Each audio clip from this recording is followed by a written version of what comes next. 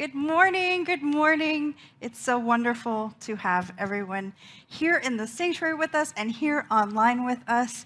I want to add my welcome to everything that was said earlier and just let every single one of you know how important you are to this congregation, to the consciousness of this center.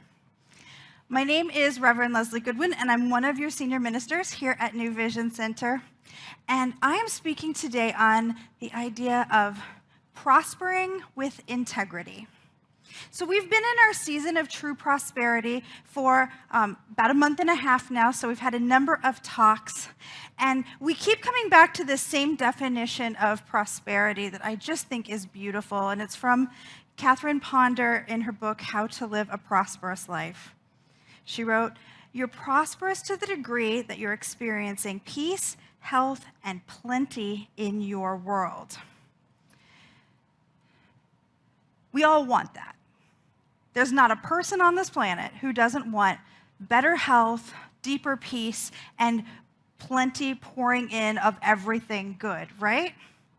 But there's another piece to it that really can help anchor us to take it even deeper, and that's to look at integrity around the prosperity idea.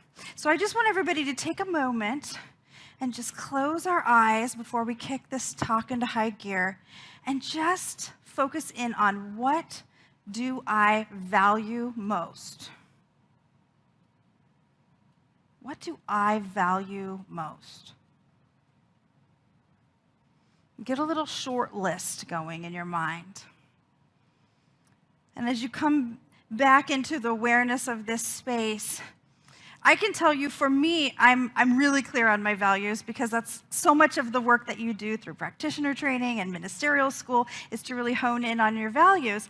And I don't think it's a surprise to anyone who knows me to hear that I deeply value authenticity and creativity and collaboration. Those are very peak values for me. So when I'm thinking about how I can prosper in integrity, what I'm looking at is how can I live more in alignment with those values? Barbara DeAngelis, who is a psychologist and relationship expert, wrote, "Living with integrity means behaving in ways that are in harmony with your personal values." So it's important first to know what our values are. So taking the time to connect with that, I appreciate that you did that with me. It matters that we live in integrity because what we put our energy into increases. This should not be new news. If you have been in any of our services, online or in person, it should not be new news that what we put our energy on increases. And so if we say we value something, we should be putting our energy into it. And we lose track of it, don't we? We lose track of it. Values are slippery little devils. And when we're trying to hold on to it, it's sometimes the busyness or the shock of life shakes us out of what we believe, and we get sidetracked. So this talk is going to be about how we can consciously utilize our attention, our time and energy, and our financial giving to focus in very closely on what we value the most so that we can all be living in the deep satisfaction that comes from living in integrity. Now remember, integrity comes from the same root as integrated. So when we're living in integrity, when our actions and our values match up, we're not living two lives. We're not one way at church and another way with our parents and another way at work. We're bringing all of that together through our spiritual practice time, through our volunteering or sacred service, through every behavior we act out. We're aligning those values. So are you in it with me? Yes. Okay, fantastic. So let's start with attention. This is where we've put the majority of our time talking about prosperity over the last, I guess it's 7 weeks, because it is a key teaching of science of mind that what we put our attention on increases. That's why we do spiritual practice. If we put our attention through meditation, prayer, affirmations, over these talks we've given you lists and lists and lists of all these wonderful ways you can do it. I love what Reverend Karen said last week, that the right way to do it is the way you'll do it. Always true. So we focus in through our spiritual practice, and we know that what we place our attention on comes back to us. I love the story that we hear all the time about when you are picking out a new car. You want that car because it's so cute. Well, I want that car because it's so cute. Some of you may want it because it's cool. I always want the cute one. So it's cute, it's different, maybe it's a different color than you've seen, a new model's come out and it's, I would say, sassy. Pick out a cute new sassy car. Nobody else has my car, right? What happens the first time I drive my new car? Everybody in the world has a teal Miata, exactly like my teal Miata. Why? My attention is so focused on it, I see it everywhere. And we're just like that. It's the way our brains are trained. But it's not just a trick of the mind. It actually happens in truth. What we put our attention on increases. And that's because we are no longer working in the world of effects. Now, what I mean by that is we're no longer moving chairs on the deck boat of the Titanic and wondering why we're still getting wet. Instead, we're stepping back out of the physical stuff and going to first cause. And the first cause of everything is what? Consciousness. It's consciousness. And when we start with the first cause, the consciousness that is connected with the one in the one, our connection with the divine, then we can actually change everything that's happening. That's changing the Titanic into the Tahiti beach instead of just moving the deck chairs around. That's the place where we have real power. So it makes a lot of sense that we've spent 7 weeks talking about it. The trick here is staying focused in the chaos. Perhaps it's just me. I'm willing for it to just be me. But I have a sense that you might have experienced some chaos in the last, 8 months. Perhaps there has been illness in your experience or in the experience of those you love. Perhaps you follow politics and it's gotten a little shaky out there. Perhaps, like me, you really, really, really hate the Lakers. And they just won another title. Ooh. And we get knocked out of our beautiful, perfect alignment. And the next thing you know, you're yelling at someone in traffic or scolding your kids in a way that you would prefer not to. So what do we do when that happens?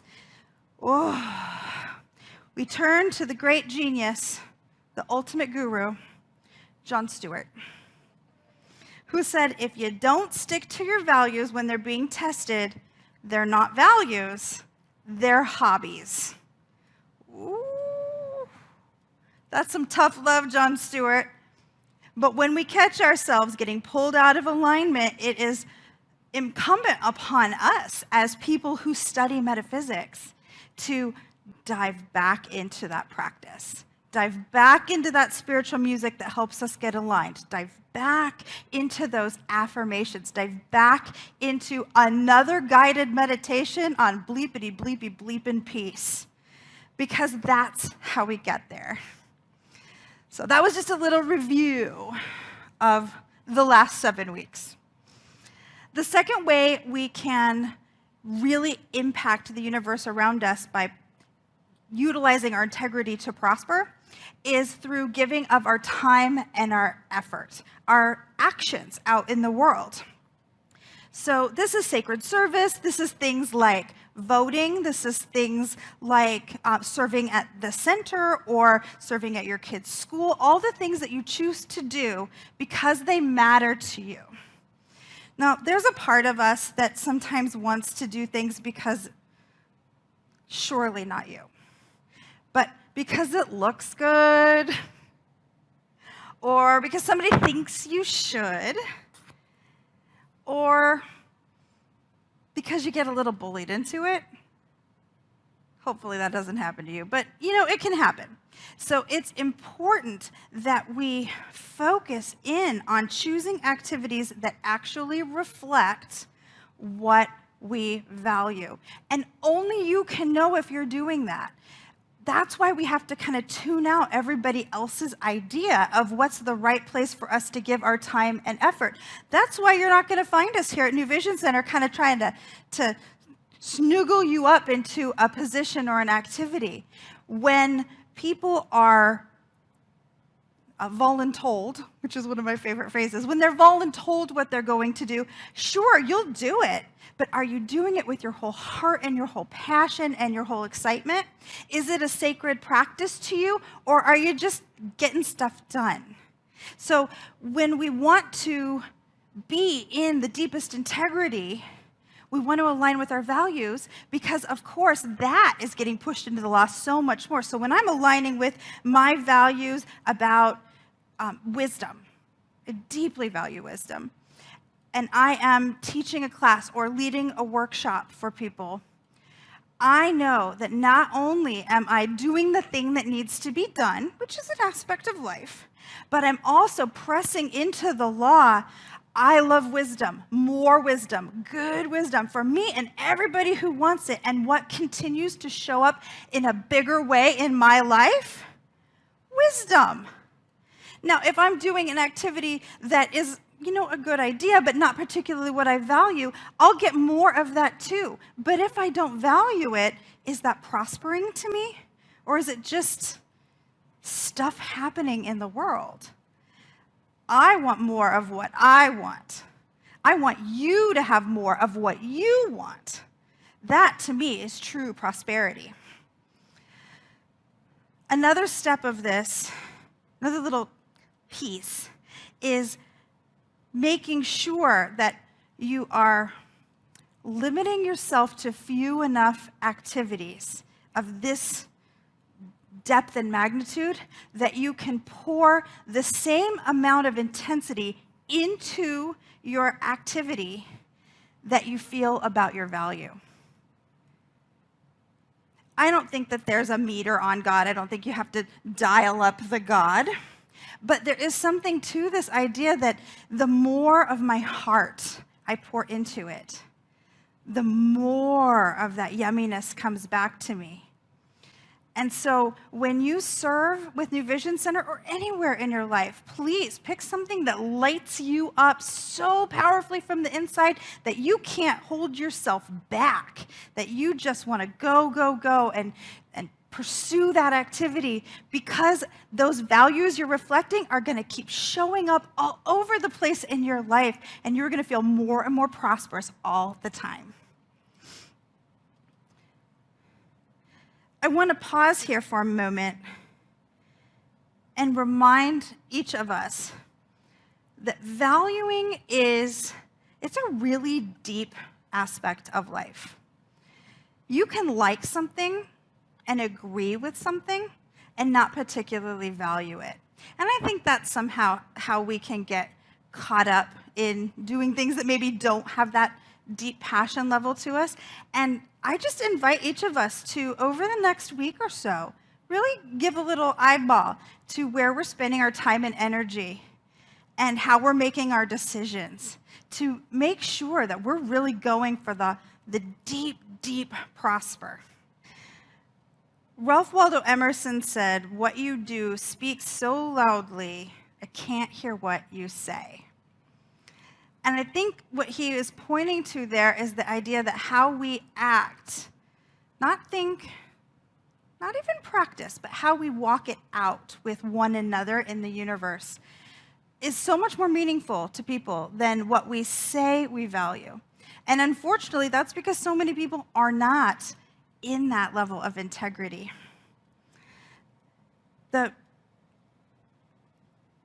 For me, one of the most challenging areas to get comfortable with living in that action is in the giving of my financial good. It was hard for me to give money away. When I was new to this teaching, when I was a young single mom, it was hard. I would hear these talks and they were so good, and I would believe every word of it because, Michelle Medrano is a genius, and I bought it hook, line, and sinker, and then I would go to give my money and I would think, is this a good idea? I don't know how I'm going to get this money back. And one of the things that helped me turn around my willingness to participate in this level of integrity with a financial giving is the idea that money is just energy. Just like everything else, money is just energy that represents how much I value the thing I'm spending the money on. See how that all connects?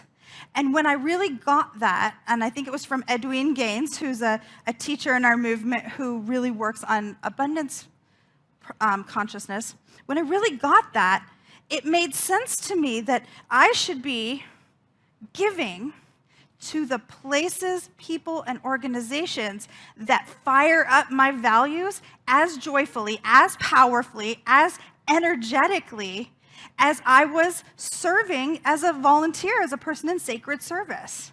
That it would do just as much, if not more, to lift up that value that I had here at this center. It was about connection and about spiritual wisdom, and toss it up into the air so it could rain back down on my life in an expanded expression of so much good. And I was so fired up by this idea. It kind of freaked me out how fired up I was, I'm not going to lie, because I'm pretty financially conservative. But I decided, I dug in hook, line, and sinker. I'm like, I'm going to tithe. I'm going to do the whole shebang. I'm going to do 10% of all of my money I'm going to give to the center and see what happens.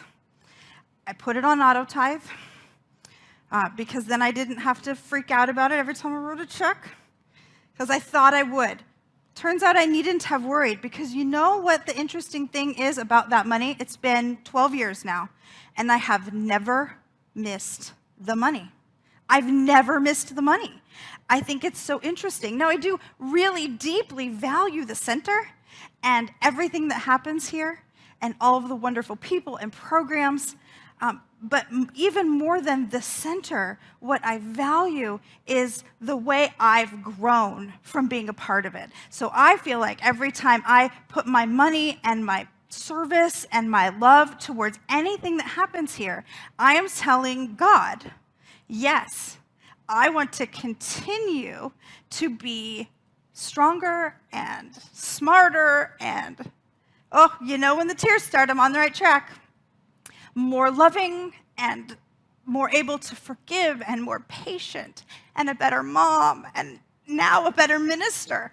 And I know that the reason these things have continued to unfold in my life is because I have said yes to living in integrity with my values, which may be totally different than your values, and that's great. But we have to know what they are. We have to take the time to know ourselves well enough to know what our values are. Financial giving in particular is a form of self-knowingness, because most people don't know where you give. Most people don't know how much you give. It's just you and yourself. It's just you and you. It's none of their business anyway. They don't need to know about it. But we can know, looking at our life through the lens of our spiritual values, we can know how in integrity we are.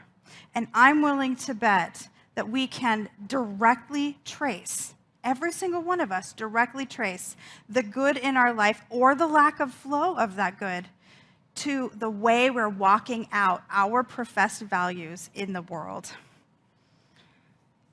So this is Stewardship Month.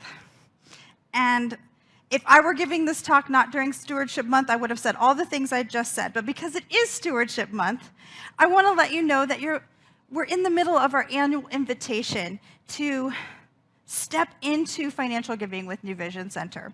And if you're already a conscious giver to step in a little bit more deeply. If you support our community mission to teach spiritual living and live spiritual teaching, if that touches into your values in a way that is personally meaningful, then I really invite you to participate. November 1st is Stewardship Month, and we will be having a beautiful ritual, a beautiful expression, and all we ask of you is to pay attention, and emails coming to you. There will also be information on our website on where you can just let us know what you intend to give for the year. It's easy and gentle. It's not a formal commitment, but it helps us to do things like make our budget. And this year, it's more important than ever because you might have heard there's been a bit of a downturn, temporary downturn in the rental market, and that not as many people are out and about right now. And so that's a healthy chunk of our income that is currently depressed in our center. So it's up to us to keep the center beautifully funded and here to support everybody who calls it home. So take a breath with me. Take a breath with me. And this is what I invite each of us to do all week long. To get clear each morning on what we value most. And then to look at our choices throughout the week. Do they demonstrate the ways in which we are saying we want to prosper? Do they align? Do our choices align with the values we claim? And if they don't, to put some prayer and some meditation and some heart behind the question, what is mine to change now? What is mine to shift now? There was a time when I felt like I was 2, maybe 3 different people, depending on what room I was in. And the life that I live with all of it completely integrated. The same person at church as I am at home, as I am with my family, is a place of deep peace and of really loving myself and my life. And that is what I want for all of us. That is what I want for all of us. It's available to us. It's right where we are. And so it is.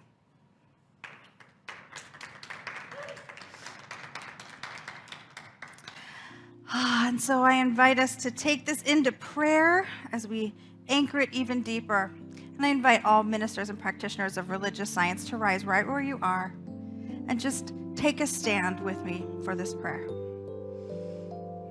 So good it is to stand in the knowingness of the divine, to know that each quality of the one, each thing that we individually and collectively value is supported perfectly and beautifully by the infinite power of Spirit itself.